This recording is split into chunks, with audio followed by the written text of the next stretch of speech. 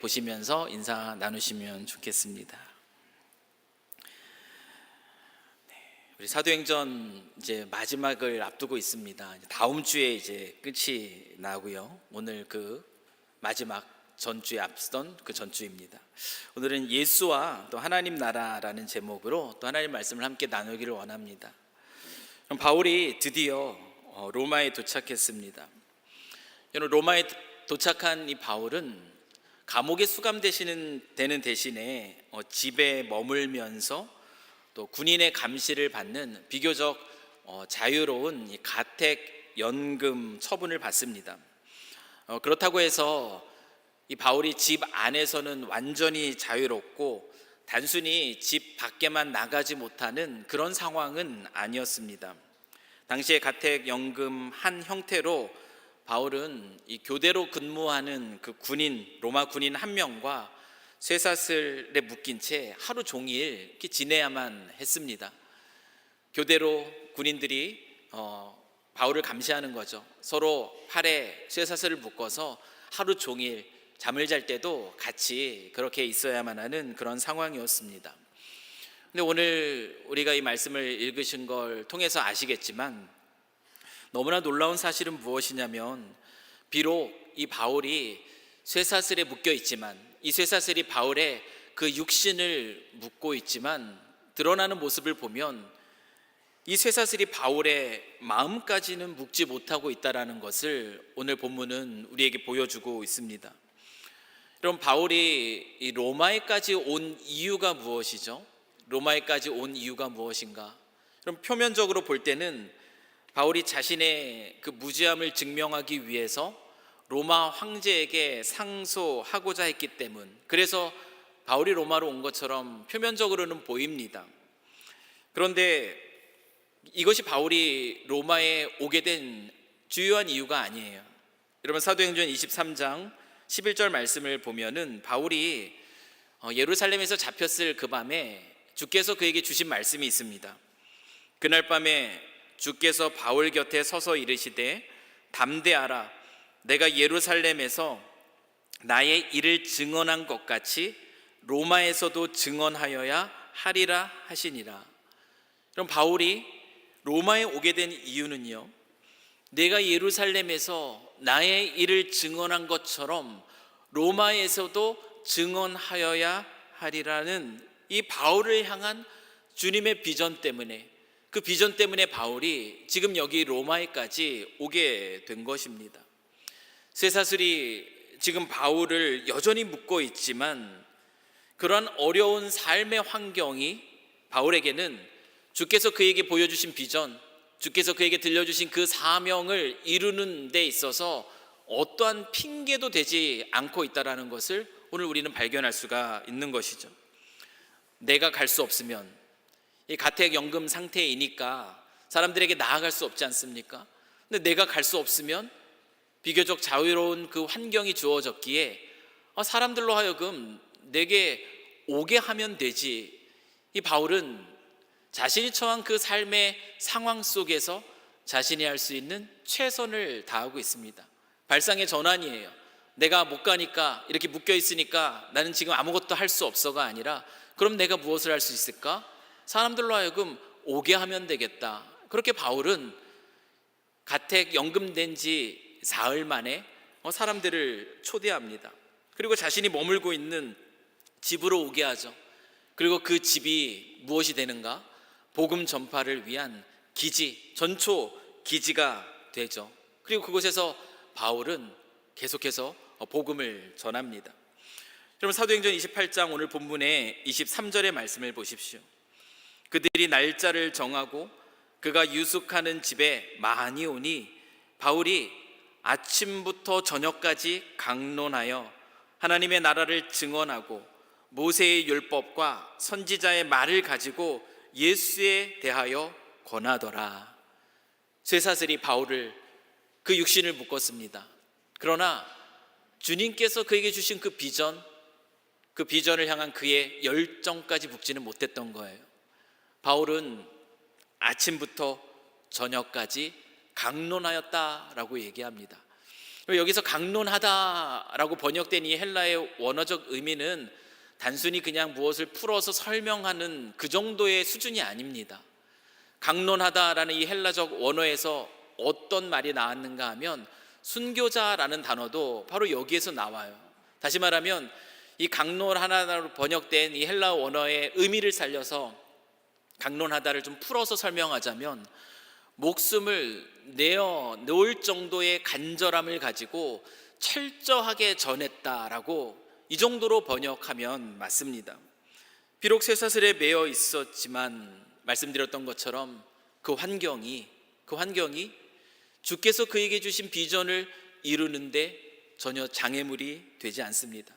바울에게 자신의 그 어려운 상황이 핑계가 되지 않고 있는 거죠.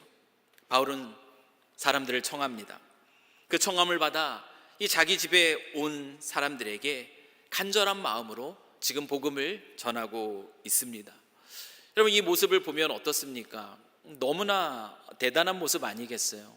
왜냐하면 우리들의 경우에 어떻습니까? 일반적으로 우리의 삶의 환경이 무거우면, 어려움 가운데 있으면 우리는 주님께서 우리에게 맡겨주신 어떤 비전이라든지 그 사명을 이루는데 주저하게 됩니다.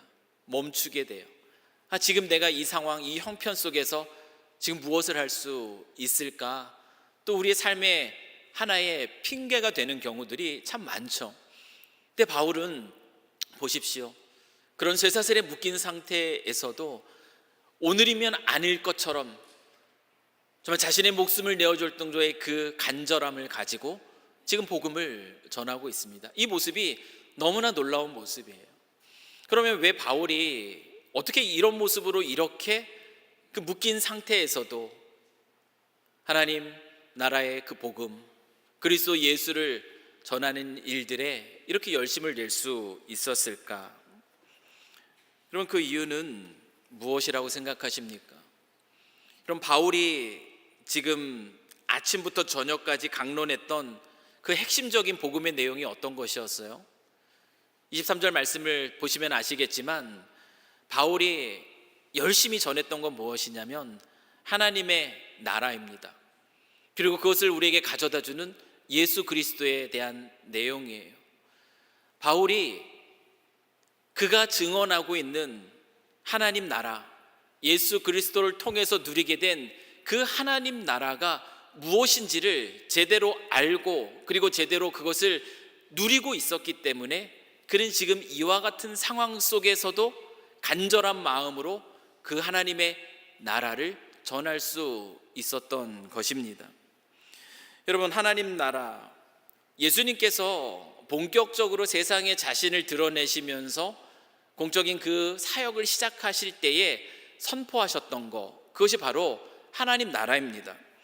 마가복음 1장 15절 말씀 보십시오. 이르시되 때가 찼고 하나님 나라가 가까이 왔으니 회개하고 복음을 믿으라 하시더라. 하나님은 그 사랑하는 아들 예수 그리스도를 우리의 죄를 구원하기 위해서 이 땅에 보내시는데 그 예수께서 이 땅에 오셔서 그의 사역을 시작하시면서 제일 먼저 선포한 건 무엇이냐면 이미 시작된 하나님의 나라였다라는 것이에요. 그리고 예수님은요, 공적인 그 생애에서 그 사역을 하면서 그 주된 사역 중에 하나가 무엇이었냐면 그건 역시 하나님 나라를 전하는 것이었습니다. 여러분, 누가복음 4장 43절의 말씀도 보십시오. 예수께서 이르시되 내가 다른 동네에서도 하나님의 나라의 복음을 전하여야 하리니 나는 이 일을 위해 보내심을 받았노라 하시고, 시작된 그 하나님 나라를 선포하신 예수님은 살아계시는 그 동안에 하나님 나라의 복음을 전하기 위해서 이 동네 저 동네 정말 그 복음을 전하는 일에 헌신하십니다. 근데 이것이 끝이 아니에요. 예수님은 그러다가 잡혀 십자가에 죽으십니다. 그리고 부활하시죠. 그리고 그 예수님께서는 승천하십니다. 부활하신 예수님께서 승천하시기 전까지 약 40일이라는 그 시간 동안 제자들에게 당신을 드러내 보여주시면서 그 제자들에게 전한 말씀 또한 무엇인가? 예수님은 떠나시기 전까지 제자들에게 동일하게 그 하나님 나라의 일을 전하십니다. 우리 사도행전 1장 3절의 말씀이요, 이미 살펴본 말씀인데 이 말씀은 한번 같이 읽겠습니다. 자, 시작. 그가 고난받으신 후에 또한 그들에게 확실한 많은 증거로 친히 살아계심을 나타내사 40일 동안 그들에게 보이시며 하나님 나라의 일을 말씀하시니라. 부활하신 예수님이 하늘로 올라가시기 전까지 하신 일도 바로 하나님 나라의 일을 전한 것이에요. 사도행전 오늘 우리가 보고 있는 28장도 보십시오. 사도 바울이 그리스도 예수께서 선포하시고 그리고 가르치시고 그리고 전하셨던 이 하나님의 나라를 전파하는 것으로 이 사도행전 28장도 마무리가 되고 있습니다. 여러분, 하나님의 나라, 여러분, 하나님 나라는 기독교 진리의 핵심입니다.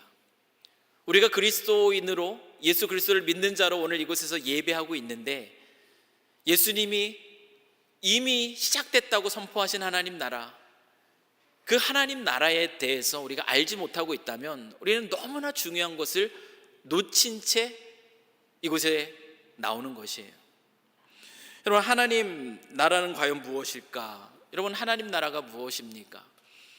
우리가 하나님 나라에 대해서 가지고 있는 대표적인 몇 가지 오해가 있습니다.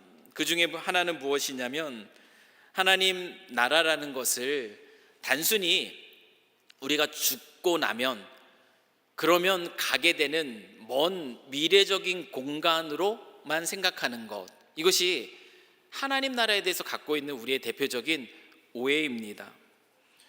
우리가 죽은 이후에 장차 들어가는 영원한 하나님 나라가 있다라는 관점에서 이 이해는 부분적으로는 맞습니다. 그런데 하나님 나라는 단순히 우리가 죽음 이후에 머무르게 되는 그 먼 미래적 공간만으로 끝나는 것이 아니라는 것이에요. 하나님 나라는 지금 이곳에서도 우리가 누릴 수 있는 실제라는 것, 그것이 성경이 우리에게 가르쳐주고 있는 중요한 가르침, 메시지입니다. 여러분, 바리새인이 언젠가 예수님에게 질문을 해요. 어떤 질문을 하는가 하면은, 하나님의 나라가 임하는 때가 언제입니까? 라고 물어요. 하나님의 나라가 언제 임합니까? 여러분, 이 바리새인의 이와 같은 질문에 예수님이 뭐라고 대답하셨는지 혹시 기억하시나요? 예수님은 바리새인의 이 질문에 뭐라고 대답하셨는가 하면은, 하나님의 나라는 이미 너희 중에 있느니라. 이것이 예수님의 대답입니다. 먼 미래에 우리가 들어가게 되는 어떤 공간이 아니라 지금 이곳에 실제 하고 있다라는 것을 예수님이 들려주신 거죠. 온 땅의 창조주가 되시고 구원자가 되시는 하나님이 인간의 몸을 입으셔서 이 땅에 오심과 함께 시작된 나라, 그것이 바로 하나님의 나라입니다. 그래서 예수님은 바리새인들 가운데 둘러싸여 있어요. 하나님 나라가 어느 때에 임합니까? 그 질문 앞에 지금 그 나라가 너희 안에 있다. 다시 말하면 그들 가운데 지금 예수님이 계신 거예요. 이미 하나님 나라가 여기에 있다라는 사실을 예수님은 그들에게 들려주신 겁니다. 여러분, 골로새서 1장 13절에 14절의 말씀도 마찬가지예요. 바울은 이렇게 이야기합니다. 그가 우리를 흑암의 권세에서 건져내사 그의 사랑의 아들의 나라로 옮기셨으니 그 아들 안에서 우리가 속량 곧 죄사함을 얻었도다. 여러분, 이 말씀의 의미도 마찬가지입니다. 예수님이 바리새인에게 들려주셨던 그 말씀과 같은 맥락이에요. 바울도 우리가 그리스도 예수를 믿게 될 때에 우리가 그의 사랑의 아들의 나라, 다시 말하면 이것은 하나님의 나라를 의미해요.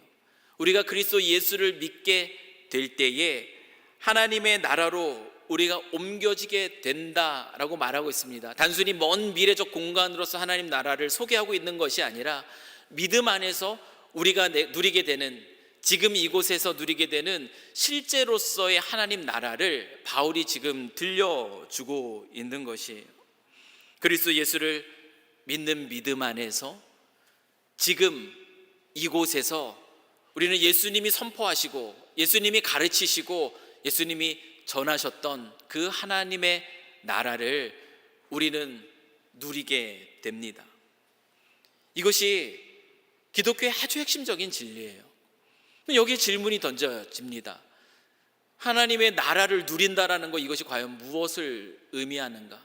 이것이 얼마나 중요한 사실인가? 여러분, 하나님 나라를 누린다라는 것이 무엇입니까? 우리가 그것 때문에 오늘 이곳에서 예배하고 있는 것이거든요. 그것이 얼마나 소중한지를 알기 때문에 우리가 여기에 있는 것이에요. 여러분, 로마서 14장 17절 말씀을 보면은 바울은 하나님 나라의 본질이 무엇인가 이렇게 우리에게 가르쳐 줍니다. 로마서 14장 17절 말씀입니다. 우리 이 말씀을 우리 한 목소리로 같이 읽겠습니다. 자, 시작. 하나님의 나라는 먹는 것과 마시는 것이 아니요 오직 성령 안에 있는 의와 평강과 희락이라. 우리가 이 하나님의 나라에 대해서 갖고 있는 또 다른 오해는, 하나님의 나라는 예수를 우리가 잘 믿을 때에 우리가 이 세상에서 복받는 나라, 이렇게 생각하는 것. 여러분, 이것이 우리가 하나님의 나라에 대해서 갖게 되는 또 하나의 오해입니다. 여러분, 예수님은 이 땅에서 당신이 바로 하나님이시라는 사실을 우리에게 드러내 주시기 위해서 많은 기적을 행하셨습니다. 여러분, 예수님의 복음서의 기록들을 보면은 예수님이 행하신 많은 기적들을 우리가 볼 수 있지 않습니까? 예수님은 눈먼 소경을 고치셔요. 눈을 뜨게 하셨습니다. 수많은 오래된 질병을 가진 이들을 그 질병을 치료해 주셨어요. 귀신 들린 자들의 귀신을 쫓아내시면서 그들의 영혼을 자유케 하십니다. 뿐만 아니라 놀라운 기적을 통하여 수천 명이 되는 사람들을 배부르게 먹이는 그런 기적도 행하셨어요. 심지어 죽은 자가 다시 살아나는 그 기적까지 예수님은 베풀어 주십니다. 이런 기적을 통해서 당신이 바로 온 땅의 왕 되시는 하나님이십니다라는 것을 우리에게 보여주신 거죠. 우리는 예수님의 이 놀라운 기적들, 그 표적들을 보면서 기대를 갖게 돼요. 예수님 당시에 제자들도 그런 기대감이 있었습니다. 어떤 기대입니까? 예수께서 다스리시는, 다시 말하면 그 하나님이 다스리시는 그 나라, 그 하나님 나라는 우리에게 얼마나 유익이 되는 나라일까, 이런 생각이 갖게 되는 거죠. 하나님 나라는 곧 무엇과 연결되겠습니까? 치유하시는 수많은 기적들을 보면서 하나님 나라는 곧 건강과 직결이 되는 거예요. 수많은 이들을 먹이시는 그 놀라운 기적을 보며 하나님 나라는 우리를 배부르게 해주는, 부욕해 해주는, 우리에게 성공을 주는 그런 것으로, 그런 기대감을 가지고 하나님 나라를 이해하게 됩니다. 예수 믿고 이 세상을 살아갈 때 이 세상에 있는 다른 이들과 다르게 더 많은 축복, 그 복을 누리게 되는 나라, 그 나라가 바로 하나님의 나라가 아닐까 하는 기대함, 이 기대함이 우리 안에 있는 솔직한 마음 아니겠어요? 여러분, 예수 믿었는데 여러분의 삶에 어떤 변화도 일어나지 않는다면 그것이 무슨 의미가 있겠어요?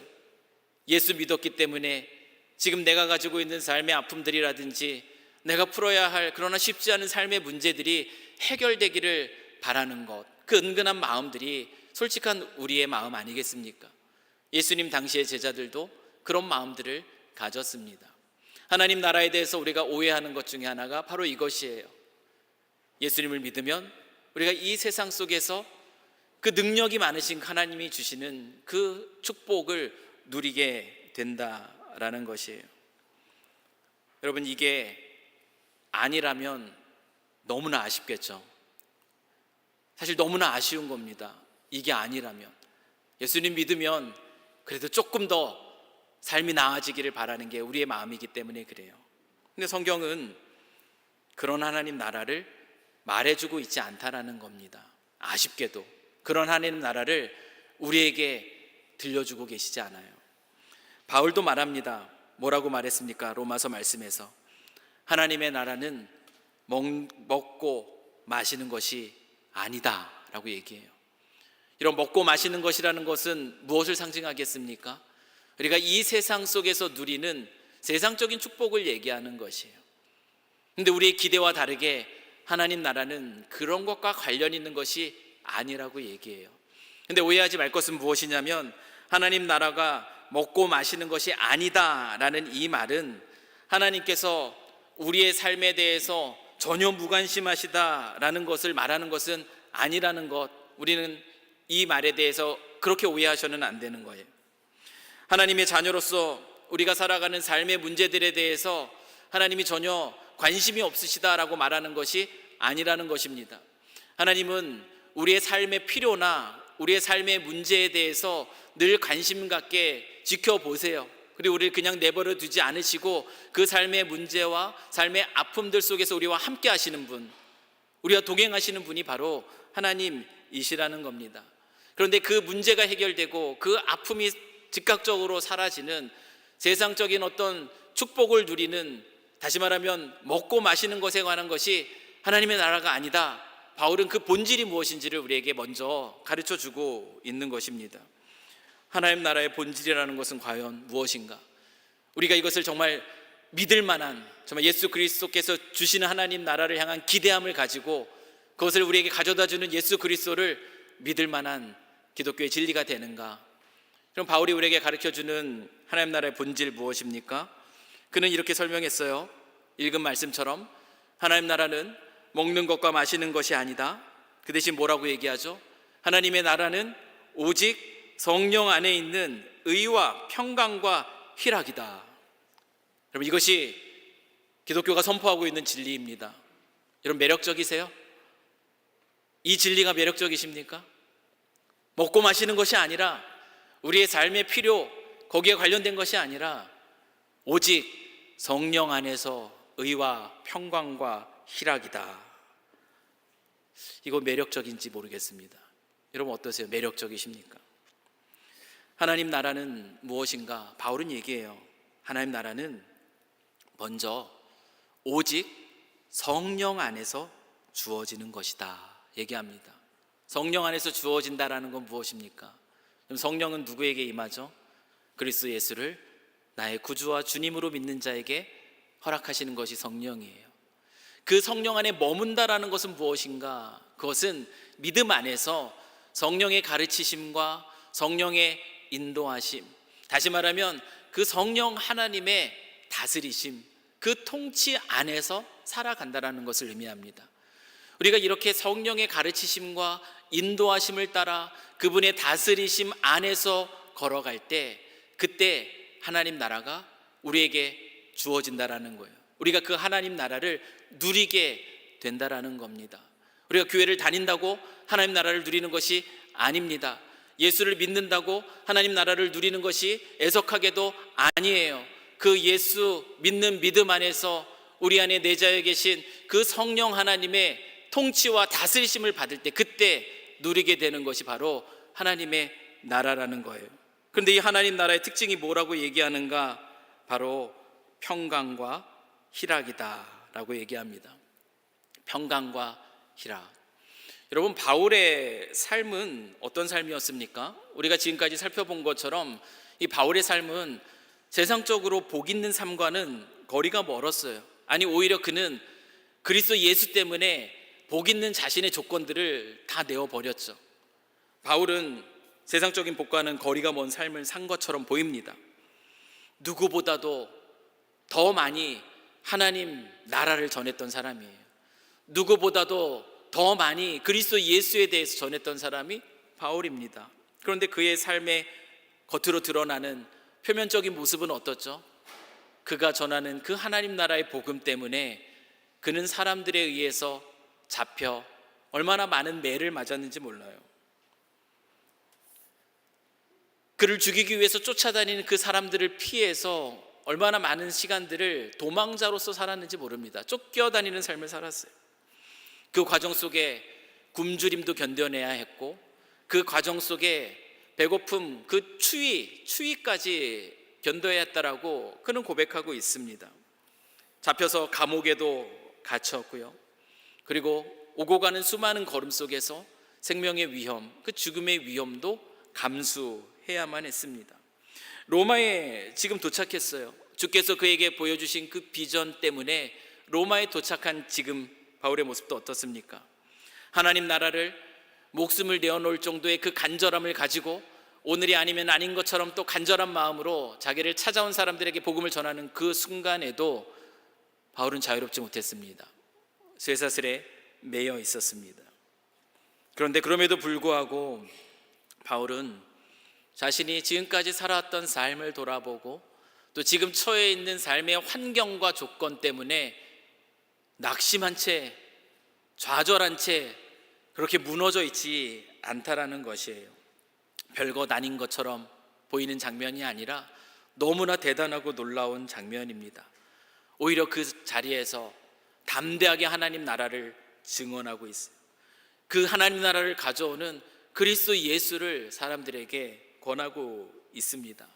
이 바울이 그럴 수 있었던 것은 무엇이냐면 하나님 나라가 주는 그 평강과 기쁨이 무엇인지를 그가 제대로 맛보고 누릴 수 있었기 때문이에요. 하나님 나라가 뭔지를 알지 못하면 그것을 우리가 어떻게 말할 수 있겠어요?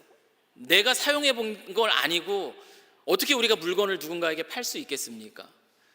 하나님의 나라, 성령 안에서 누리는 이 평강과 기쁨이 무엇인지 바울이 맛보고 있었기 때문에 지금 그럴 수 없어 보이는 성경 속에서도 그것이 정말 인생의 정답입니다. 이거 아니면 안 됩니다. 예수 믿으십시오. 그분이 주시는 하나님 나라를 아셔야 됩니다. 그렇게 전하고 있었던 것입니다. 사랑하는 성도 여러분, 이 세상을 우리가 살아가면서 우리는 예기치 못한 그런 삶의 아픔들, 아무리 우리가 최선을 다해서 노력해도 풀리지 않을 것처럼 보이는 이 삶의 문제들을 마주하면서 이 땅을 살아가곤 해요. 그러한 사건들이 우리로 하여금 신이라는 존재, 또 그 중에서도 그리스도 예수를 향해 나아오게 하는 그런 계기도 됩니다. 그런데 그리스도 예수를 믿는 믿음을 가지면 뭔가 내 삶의 아픔과 문제들로부터 자유케 되지는 않을까 하는 그 기대 속에서 우리가 나왔는데, 근데 내 삶이 그리스도 예수를 믿는다고 해서 겉으로 드러나는 어떤 삶의 형편들이 나아지지 않는 것처럼 보일 때, 여러분 그때 우리의 마음은 어떻겠어요? 우리의 마음은 실망으로 가득 차지 않겠습니까? 이 그리스도 예수에게는 소망이 없는 것 같다. 다른 신들을 찾아봐야 되지 않을까? 그런 마음이 들지 않겠습니까? 기독교에서 말하죠. 그리스도 예수가 인생의 유일한 정답이 됩니다. 기독교가 외치는 이 진리의 메시지에 어떤 마음이 들겠어요? 말이 안 되는 거죠. 의미 없는 말처럼 들릴 수가 있습니다. 만약에 우리의 인생, 우리의 삶이 그냥 이 땅에서의 삶으로 끝나버린다면 그리스도 예수가 우리의 인생의 정답입니다 라는 이 말은 사실 의미 없는 소리에 불과합니다. 무시하셔도 됩니다. 왜냐하면 그리스도 예수를 믿는다고 할지라도 내 삶의 어떤 형편이 나아지는 것처럼 보이지 않을 때도 있기 때문에 그래요. 물론 변화될 때도 있습니다. 주어질 때도 있어요. 그러나 그렇지 않을 때도 많기 때문에 그렇다라는 것이에요. 그런데 여러분, 우리의 삶은요, 죽음으로 끝납니까? 그렇지 않아요. 세상은 죽으면 끝이다라고 얘기하지만 우리의 인생은 죽음으로 끝나지 않습니다. 성경은 말합니다. 히브리서 9장 27절 말씀이에요. 한번 죽는 것은 사람에게 정하신 것이요 그 이후에는 심판이 있다라고 얘기합니다. 그 심판이라는 것이 어떤 심판이에요? 악인은 영원한 벌에 처한다라고 얘기해요. 의인은 영원한 생명, 다시 말하면 영원한 하나님 나라에 들어간다라고 이야기를 하고 있습니다. 이것이 진리예요. 여러분, 요한계시록 21장 3절 4절 말씀을 보면은 의인에게, 이 의인은 그리스도 예수를 믿는 믿음 안에서 죄사함을 받은 사람들을 이야기합니다. 이 의인이 이르게 되는 영원한 하나님 나라가 무엇인가 성경은 우리에게 들려줍니다. 계시록 21장 3절 4절이에요. 내가 들으니 보좌에서 큰 음성이 나서 이르되 보라, 하나님의 장막이 사람들과 함께 있음에 하나님이 그들과 함께 계시리니 그들은 하나님의 백성이 되고 하나님은 친히 그들과 함께 계셔서 모든 눈물을, 이 모든 눈물은 무엇입니까? 이 땅을 살아가면서 우리가 해결하지 못했던 삶의 문제들, 또한 설명하지 않아 살 수 없는 어떤 아픔들, 그것으로 인해서 우리가 가졌던 고통 속에서 흘렸던 눈물들이에요. 근데 이 눈물들을 그 눈에서 닦아주시니 다시는 사망이 없고 애통하는 것이나 곡하는 것이나 아픈 것이 다시 있지 아니하리니 처음 것들이 다 지나갔음이러라. 여러분, 성경은 우리에게 죽음 이후에 우리에게 주어지는 영원한 하나님 나라의 모습, 완성된 하나님 나라의 모습, 그리스도 예수를 통해서 우리가 완전하게 누리게 되는 하나님 나라의 모습이 이와 같다라고 우리에게 가르쳐 줍니다.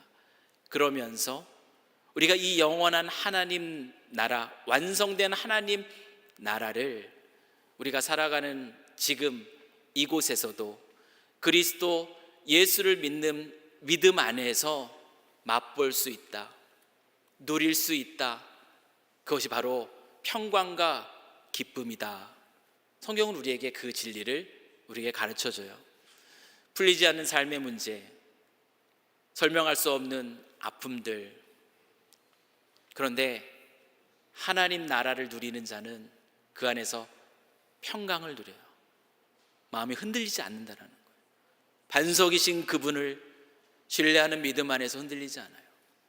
그 안에서 우리는 기뻐할 수 있다고 합니다. 그냥 막연하게 웃는 것을 얘기하는 것이 아니겠죠. 하나님이 나를 향해서 그 사랑하는 마음으로 나를 향한 놀라운 계획을 가지고 계실 것이고 나를 그곳으로 인도해 주실 것이고 이 모든 아픔과 문제까지도 합력하여 선을 이루게 하실 것이다. 그 하나님을 바라보면서 그 하나님을 찬양함으로 나아가게 해 주신다라는 거예요. 이 바울이 그의 삶의 모든 과정 속에서 때마다 시마다 누렸던 것이 바로 이것입니다. 하나님 안에서 누리는 평강입니다. 기쁨입니다. 하나님 나라의 그 실제가 무엇인지를 세상적인 어떤 축복적인 조건이 아니더라도 이것이 얼마나 놀라운가, 세상이 줄 수 있는 것과 비교할 수 없는, 세상이 줄 수도 없는 그 평강과 기쁨이 무엇인지 바울이 누릴 수 있었던 것이에요. 선하시며 인자하시고 그 자비가 영원하신 하나님,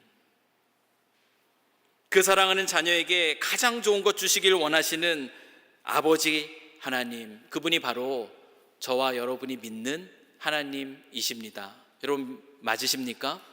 아멘이에요. 우리가 그 하나님을 바라봅니다. 그 하나님을 바라보고 있을 때, 그분의 통치 아래에 있을 때 우리는 이 하나님 나라의 평강과 기쁨을 누릴 수 있다라고 성경이 우리에게 약속해 주고 계세요. 사도 바울이 쇠사슬에 묶여 있음에도 불구하고 사람들을 초대하면서까지 하나님 나라를 증언하고 그 나라를 우리에게 주시는 예수 그리스도를 힘주어 권할 수 있었던 이유가 바로 바울이 그 비밀을 알고 있었기 때문입니다. 그리스도 예수가 바로 우리 인생의 유일한 정답이 된다라는 사실을 그가 누리는 하나님 나라의 실제로서 그가 경험했기 때문에 그렇다라는 것이에요. 예수님은 우리에게 기도를 가르쳐 주셨어요. 너희는 이렇게 기도하라. 우리에게 기도를 가르쳐 주셨는데 그 기도의 내용 중에 중요한 내용이 있습니다. 그것이 무엇입니까? 나라가 임하기를 우리에게 기도하라 그래요. 하나님의 나라가 임하기를 기도하라고 가르칩니다. 여러분, 이 기도는 어떤 가르침이 있겠습니까? 하나님 나라가 임하시옵소서, 이렇게 너희는 기도하라. 이것은 하나님 나라를 누릴 수 있는 자로 하나님의 통치 아래 머물러 있으라, 그러한 삶으로 나아가라는 기도입니다. 그것을 우리에게 가르쳐 주신 것이에요. 이 기도는 하나님의 통치 아래 머물기를 바라면서 우리에게 가르쳐 주신 예수님의 기도예요. 여러분, 우리가 이 기도를 드리면서 우리 자신을 하나님의 통치, 우리를 이끄시는 하나님의 말씀 앞에 내어놓을 때 우리가 누리게 되는 것이 바로 하나님의 평강이라는 거예요. 하나님의 기쁨이라는 것입니다. 우리의 가정 안에서, 우리의 교회 안에서, 우리가 살아가는 학교나 직장 안에서, 이웃과 세상 속에서 우리는 얼마나 많은 다양한 문제들을 마주합니까? 근데 그곳에 하나님의 나라가 임하게 되는 것이에요. 어떻게 해요? 그 삶의 자리에서 우리가 하나님의 통치에 순복함으로 그 다스리심 안에 머물러 있을 때 우리의 가정에 하나님의 평강이, 하나님의 기쁨이 임하는 것이고요, 우리 교회에 하나님의 평강이, 기쁨이 임하는 것이고, 우리가 살아가는 직장과 학교 안에서도 하나님의 평강과 또 하나님의 기쁨이 그 자리에 임하게 되는 것입니다. 사랑하는 성도 여러분, 저와 여러분의 삶에 하나님이 주시는 진리의 메시지, 하나님의 나라는 먹는 것과 마시는 것이 아니라 오직 성령 안에서 누리는 의와 평강과 기쁨이다. 여러분, 이 진리의 메시지가 여러분의 인생의 정답이 되십니까? 여러분, 이것이 여러분의 인생의 정답이 됨을 여러분이 실제로 이 땅에서 누리시는 그 은혜가 가득하기를 주님의 이름으로 간절히 축원합니다. 오늘 우리가 이 자리에 나와 예배하는 것은 우리의 열심을 보고 주님이 우리에게 세상적인 축복을 주시기 위해서가 아니라는 것, 우리가 오늘 그 하나님 안에서 그분의 통치 안에 있을 때 어떤 상황 속에서도 세상이 줄 수 없는 평강의 맛이라는 게 이거구나, 기쁨이라는 것이 이거구나, 그것을 누릴 수 있게 하시기 위해서, 그래서 영원한 하나님 나라를 소망하며 이 땅을 살아가기 하기 위해서라는 사실을 기억하시면서 오늘 뿐만 아니라 또 이번 살아가는 이 한 주간 동안에 우리를 진리로 이끄시는 하나님의 말씀 안에 머물고 그분의 가르치심 안에서 그 다스리심을 받으며 살아갈 수 있기를 주님의 이름으로 간절히 축원합니다. 그 기쁨이 가득하기를 소망하면서 우리가 같이 찬양하고 그 기도했으면 좋겠습니다. 이 시간에 오늘 또 이 기도를 드리면서 이 찬양을 부르면서 우리 같이 한번 기도하기를 원하는데요, 우리 주의 나라가 임할 때라는 이 노래를 부르며 같이 기도했으면 좋겠는데, 우리 다 같이 한번 자리에서 일어나셨으면 좋겠습니다. 이 노래는 하나님 나라가 임하기를 간구하는 노래예요. 하나님 나라가 임하기를 원한다는 건 내 자신을 하나님의 통치 안에 맡긴다라는 겁니다. 하나님 통치 안에 살아가면서 지금 어떤 삶의 문제들이 있습니까? 어떤 삶의 아픔들이 있습니까? 하나님 그 가운데서도 변하지 않으시는 신실하신 그 하나님 안에 평강을 빼앗기지 않는 제가 되길 원합니다. 그 기쁨을 맛보며 우리의 인생의 정답 되신 주님만을 더 바라보며 살기를 원합니다. 우리의 믿음의 고백, 이 고백을 이 노래에 담아 부르시면서 우리 삶의 자리로 같이 한번 나아갔으면 좋겠습니다.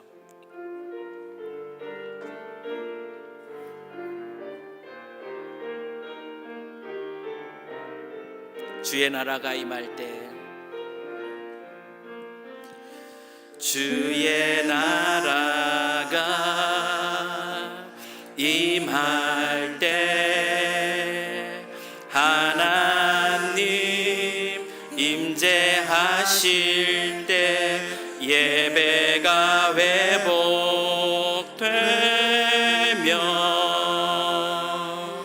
기적은 일어나네.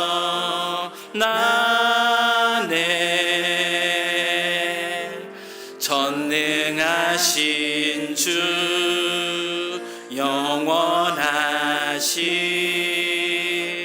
능력의 통치자, 자유가 선포되며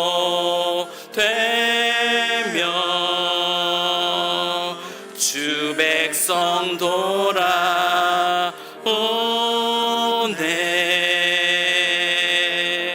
하나님 나라 임하소서. 영광과 존귀 능력과 위희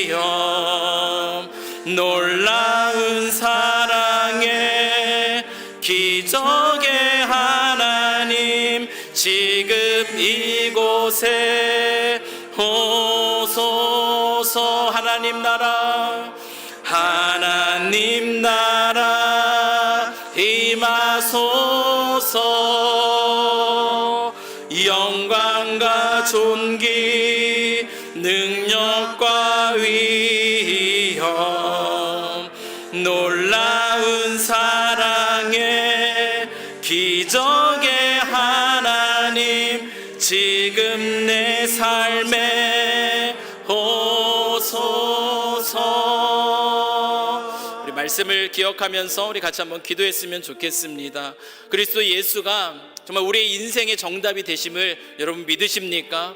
그리스도 예수를 믿는 믿음 안에서 나의 삶의 문제와 나의 삶의 아픔들이 당장 눈앞에 해결되지 않는 것처럼 보일지라도 우리가 그분 안에 있으면, 그분의 통치 안에 머물러 있으면 세상이 줄 수 없는 평강과 기쁨 속에서 하나님 나라를 누릴 수 있다는 것을 믿습니까? 여러분 그러시다면 이 시간에 같이 한번 기도했으면 좋겠습니다. 진리 되신 그리스도 안에서 우리로 하여금 하나님 나라를 누리게 하신 것 너무나 감사합니다. 내가 이 땅 가운데 내 삶의 정답이 되시는 그리스도 예수, 그분께서 주시는 그 하나님 나라를 맛보며 살아가는 그 은혜의 삶, 내 삶 되게 하여 주십시오. 우리의 가정에 하나님 나라가 임해야 됩니다. 내가 머무는 직장과 학교에 하나님 나라가 임해야 됩니다. 내가 만나는 그 관계 안에 하나님 나라가 임해야 됩니다. 그 하나님 나라가 임하여 그 평강과 그 기쁨이 가득한 자리가 되게 해주십시오. 나 자신을 주님 앞에, 그 말씀 앞에 내어놓으니 주님 나를 다스려 주시고 그 나라를 누리는 저의 삶 되게 하여 주십시오. 이 시간 우리가 가진 삶의 자리를 주님께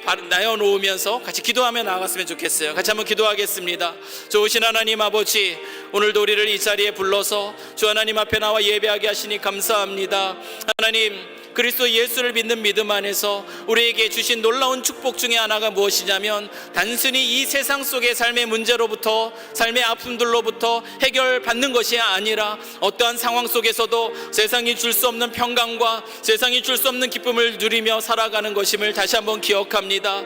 그래서 우리가 주 예수 그리스도를 믿는 믿음 안에 살아가는 것이 얼마나 의미 있는지를 다시 한번 기억하오니, 주 하나님 아버지, 이 시간 저희들 예수를 믿는 믿음 안에서 그 참된 하나님의 나라를 누리며 살아갈 수 있도록 주 하나님 축복하여 주시옵소서. 가정 안에 어려움이 있습니까? 직장 안에, 학교 안에 어려움이 있습니까? 교회 안에서 어려움이 있습니까? 이웃과 세상 속에 어려움이 있습니까? 주님, 주의 다스리심 앞에 우리를 맡깁니다. 주의 말씀 앞에 그 말씀을 따라 우리 자신을 내어놓으니 하나님의 통치 안에서 그곳에 임하는 하나님의 평강과 내 마음속에 임하는 또 하나님의 기쁨을 우리로 맛보고 누리며 살아갈 수 있도록 주 하나님 아버지 축복하여 주시옵소서. 그 하나님 나라를 누리는 기쁨 속에서 영원한 하나님 나라를 소망하며 주께서 허락하신, 주님이 우리에게 주신 그 비전을 따라 살아가는 저희들의 삶의 걸음들이 될 수 있도록 주님께서 위로하여 주시옵소서. 그 진리 안에서 우리가 자유케 되게 하시고 그 진리 안에서 우리가 힘과 위로를 얻을 수 있도록 오늘 이 시간 우리를 축복하여 주시옵소서. 주께서 함께 하실 줄 믿습니다. 감사드리며 예수님의 이름으로 기도합니다. 아멘. 사랑과 은혜가 풍성하신 하나님 아버지, 우리에게 그리스도 예수를 믿는 믿음을 허락하여 주셔서 우리로 놀라우신 그 하나님 나라를 기업으로 얻게 하심에 감사드립니다. 하나님 나라의 본질이 물질적인 복과 성공, 건강이 아니라 오직 성령 안에서 주어지는 평강과 희락임을 다시금 깨닫습니다. 가정과 교회, 학교와 직장, 이웃과 세상이라는 삶의 자리에서 혹시 어떤 아픔과 문제들로 인해 어려움 가운데 있는 우리 성도들이 있습니까? 온 땅을 창조하고 다스리시는 왕 되신 하나님, 우리의 아버지 하나님의 크고 위대하심, 선하시고 인자하심을 기억하며 하나님 말씀 앞에 저희들 서게 하여 주시옵소서. 하나님의 다스리심 안에 세상이 줄 수 없는 하나님 나라의 평강과 위로, 그 기쁨과 감사를 누리는 저희들 되게 하여 주시옵소서. 우리 인생의 유일한 정답이 되시는 우리 구주 예수 그리스도의 이름으로 기도드립니다. 아멘. 지금은 우리 주 예수 그리스도의 은혜